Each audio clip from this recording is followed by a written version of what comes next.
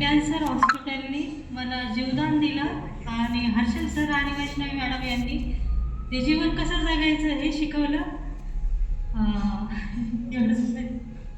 Yes, त्यांना हे सांगायचं जेव्हा ते म्हणजे 6 वर्ष कंप्लीट झाले तर त्यांना तेच वाटतं की आता बरेच रिझल्ट आपण पाहिले की माझ्या पण ननंद त्या पण तुम्हाला पण माहिती त्यांचं काय म्हणजे त्यांना पण कॅन्सरमुळेच त्या डायरेक्ट एक्सपायर झाल्या.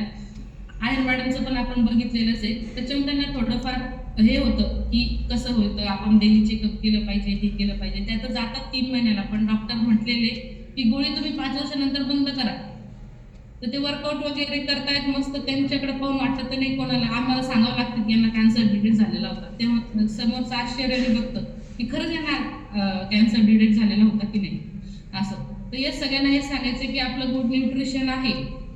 प्रत्येक जण आपल्याला